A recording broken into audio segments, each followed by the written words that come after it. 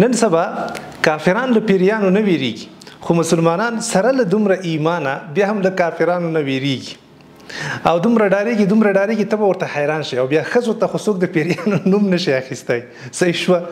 ښځې ته خو چې څوک دا پیریان یاد کړي که نه، او ښځې پرې غصه شي چې ولې دې یاد کړل. نو موږ تاسو ولې باید دومره وویریږو؟ دا ډیره بده خبره نه ده چې کافر نه ویریږي او مسلمان سره ایمان شته، اسلام شته، قرآن شته، مونځ کوي، هر څه کوي، خو بیا هم دی له پیریانو دومره زیاته ویره لري. دا خو ډیره بده خبره ده. موږ تاسو ته ګورئ په یاد ولرئ چې دا پیریان ضرر نشي رسولی. دا خبره الله جل جلاله په قرآن کې کړې ده. الله فرمایي وما هم بضارین به من احد. الله جل جلاله فرمایي دا پیریان هیڅ چاته ضرر نشي رسوی، هیڅ چاته ضرر نشي رسوی الا باذن الله، مګر کله چې دا الله جل جلاله خوښه وي. هر کله چې یو مسلمان جوړ وي، زه په خپله باندې وایي توره تیاره کې هر څوک ویریږي، خو څوک حل وایي او څوک یې نه وایي. نو کیدای شي زه به هم له پیریانو ویریږم خو حل نه وایم، صحیح شوه. اوس دا پیریان دا ګورئ چې یو انسان برابر وي. زه په خپله باندې کله چې مونځ کوم او ګناهونه چې نه کوم، پیری خو پرېږده د پیري له هغه پلار نه هم نه ویریږم، صحیح شوه. چې یو مسلمان برابر وي، جوړ وي، ولې باید له پیري نه وډار شي؟ دا خو الله جل جلاله قرآن کې دا اطمینان، دا ډاډګیرنه موږ تاسو ته راکړې ده چې تاسو له پیري نه مه ویریږئ، هغه تاسو ته ضرر نشي رسولی. مګر کله چې د الله جل جلاله خوښه شي، یعنی یو انسان ګناهونو کې ګیر ده، په کور کې ګناهونه کوي، مونځ نه کیږي، د قرآن تلاوت نشته، فلمونه ګوري، ناروا کارونه کوي، نو ظاهره خبره ده کله ناکله به الله جل جلاله دا پیریان په ده باندې مسلط کوي، د دې لپاره چې اصلاح شي، د دې لپاره چې سمې لارې ته راشي. باقي چې یو انسان جوړ ده، یو انسان مونځ کوي، اذکار کوي، هیڅ وخت کې هم دا پیریان ګوره موږ تاسو ته ضرر نشي رسولی. دا خبره هم الله جل جلاله په بل آیات کې هم تایید کړې ده او موږ تاسو ته ډاډګیرنه راکوي. شیطان ته خطاب کوي، ورته وایي ان عبادي لیس لک علیهم سلطان.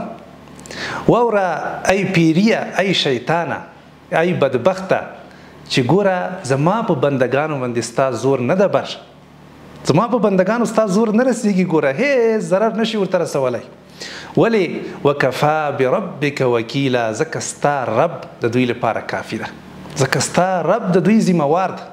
چې د چا رب ذمهوار وي، دا مخلوقات خو ټول د هغه په واک کې دي، هیڅ قسمه ضرر هغه موږ ته نشي رسولی. اوس که چېرته یو څوک ووایي چې یاره دا انسان ده، خو دا پیری ده، خو د انسان په شکل کې راښکاره شوی، تا ته څه معلومات کېږي؟ د پیري شکل خو هیڅ چا اوسه پورې نه ده لیدلی او نه حقیقت موږ تاسو ته راڅرګند ده، صحیح شوه. که چېرته د انسان په شکل کې راښکاره شو، هغه ته بیا انسان ویل کېږي، پیری نه ورته ویل کېږي، هغه سره به د انسان معامله کېږي. چې یو انسان راځي او هغه ستا کور ته اچي او ته تښتې، دا خو لویه بې غیرتي ده. ته تښتې، ته ډارېږې چې دا پیری ده، ولې په دې سر باندې؟ دا پیری نه ده، دا انسان ده. اگر که پیری وي، خو د انسان په شکل کې چې راښکاره شو، د سره به د انسان معامله کېږي، د خپل ځان نه باید دفاع وکړي. اوس که چېرته ستا کور ته څوک اچي، لکه په ډېرو ولایتونو کې، یو ولایت کې فکر کوم د جوزجان ولایت کې چا کورونو ته اور اچولی، متاسفانه دا خلک ټول لګیا دي دا پیریانو دا کار کړی. تاسو ته څه معلومات ده چې دا پیریانو دا کار کړی ده؟ کیدای شي پیریانو اور اچولی، کیدای شي نه یې اچولی. تاسو ولې دا ټوله پړه په دې پیریانو باندې ور اچوئ؟ نن سبا خو د ډیرو اسبابو او وسایلو له لارې هم دا اور اچول کیدای شي، لکه مثلا د ډرون په واسطه باندې هم یو ځای ته اور اچول کیدای شي، د غشي په واسطه باندې هم یو ځای ته اور اچول کیدای شي، همدارنګه د بې غږه مرمیو په واسطه باندې او په آلاتو باندې، همدارنګه د لیزر آلاتو باندې هم یو څوک کولی شي چې ته اور بلکې او اور واچي.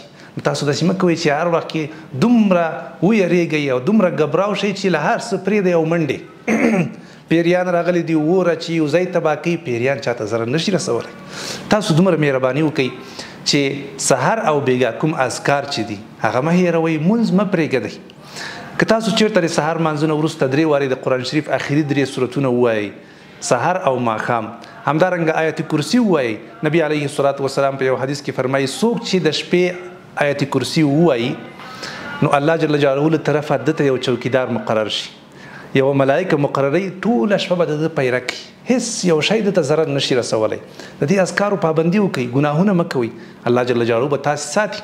او که چېرته تاسو ته داسې یو حالت کې یو ضرر رسیږي یو تکلیف رسیږي یا یو اور بلیږي چې تاسو هیڅ یو شی نه وینئ په غیر محسوس ډول باندې په غیر مرئي ډول باندې تاسو ته یو تکلیف رسیږي نو کېدای شي د نورو اسبابو وجې نه کېدای شي یو شی په خپله باندې یو صورت ونیسي نو د دې په خاطر باندې د تل لپاره هر یو شی پیریانو ته مراجعه کوئ چې دا تل لپاره تاسو پیریان دي او پیریان دي مه د پیریانو ویریږئ او مه نور خلک ویروئ آرامه خوشحاله او ډاډمن ژوند وکړئ او کوشش وکړئ چې که چېرته الله دې نه کړي کله یو خطر راته نو داسې مه کوئ چې د غفلت په خوب باندې ویده سئ کوشش وکړئ چې د هغه درک کړئ کښېنئ مشوره وکړئ او د هغه لپاره تصمیم ونیسئ چې دا ولې دا رقم چالو شو پیره وکړئ د هغه اسباب معلوم کړئ او د تل لپاره داسې مه کوئ چې هر پړه او هر مشکل او هر خطر تاسو د پیریانو په غاړه باندې واچوئ او نور تاسو خلک هم وویروئ او خپل ځان هم وویروئ لنډه خبره دا شوه چې تاسو له پیریانو مه ویریږئ په خپله هم مه ویریږئ خپله کورنۍ هم مه ویروئ او نور خلک هم مه ویروئ مه چیغې وهئ انشاءالله هر څه حالات به برابرېږي کوشش وکړئ چې انشاءالله د هر مشکل منبع معلومه کړئ او وجه معلومه کړئ په خپل منځ کې کښېنئ مشوره وکړئ او چوکیداري وکړئ کله چې یو خطر چا سره مخامخ کېږي داسې مه کوئ چې د غفلت په خوب باندې ویده شئ او پرېږدئ چې زه چې څه کېږي هغه به کېږي نه د هغه وجه معلومه کړئ د خپل ځان حفاظت وکړئ ډاډمن او خوشحاله ژوند وکړئ السلام علیکم ورحمة الله